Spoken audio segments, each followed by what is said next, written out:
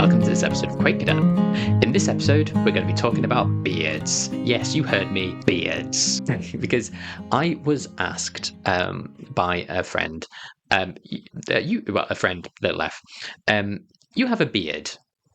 Yes, indeed. Do all Quakers have beards? And my answer was like, don't be preposterous. Of course, all Quakers don't have beards. For example, women often don't have beards, and there are plenty of women Quakers. What are you talking about, you foolish person? But what it did lead me to think of was actually quite a lot of Quakers have had beards. Did George Fox have a beard? No, he didn't.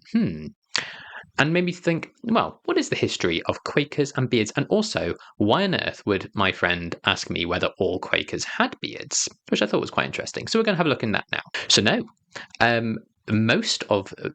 obviously we don't know what they look like every day, but if you look at the portraits that we have of some of the early Quakers, so William Penn, for example, beardless, George Fox, beardless, we see that, no, they didn't have beards at all. But what I reckon probably quite a lot of early Quakers did, and here's why.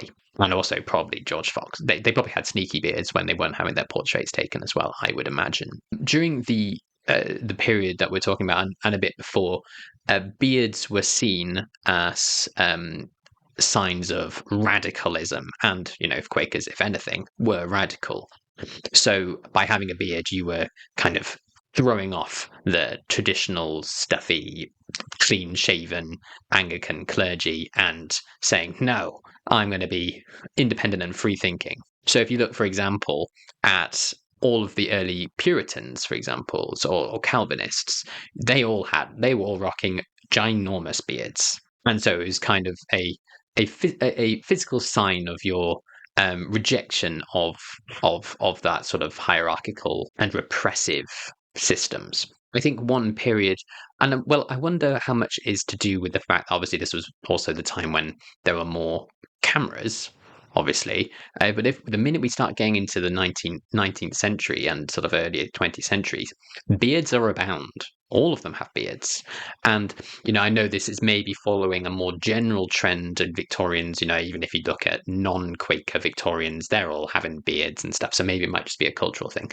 But I think by that, there was an idea that beards at that point represented manliness and wisdom. And so obviously, if you wanted to be a wise, masculine Quaker, you get yourself a fantastic looking beard.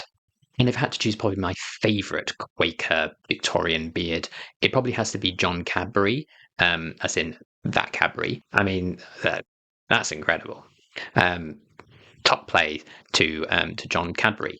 And looking today, the trend does continue. I mean, look at this. And also think about Ben Pink Dandelion has a beard. Mark Russ on the show has a fantastic beard.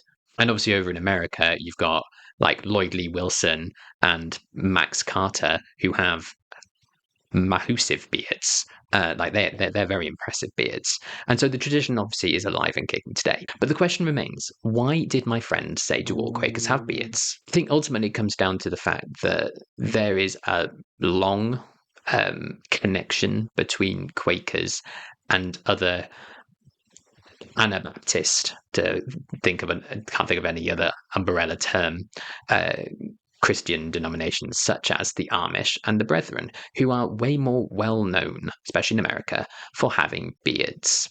And Quakers, because originally they come from what would be called the extreme Reformation, then we're kind of all put up into the same boat. And especially if you remember that Quakers were plain dressing like the Amish are. I'm not sure about the Brethren, but I know the Amish are still today. And we were up until like the 19th century. Then obviously the link was way more apparent, and so therefore the connection between Quakers and beards also developed. There's certainly nothing in our testimonies or anything like that would suggest that we have beards. I mean, you could argue simplicity could work both ways. I mean, on the one hand, is it more simple or less simple to have a beard? On the one hand, it's way more simple because you don't have to shave. But then, is it, by having a beard, am I trying to make myself more cool or whatever than I actually am? Things to think about. But obviously, in fairness, you do not need a beard to be a Quaker. Certainly not all Quakers have beards at all. John Wilhelm Rowntree the epitome of Quakerness in my mind only had a moustache. I mean, it was a cracking moustache, but only moustache. So if he can get away without a beard, then anyone can. So there we are then.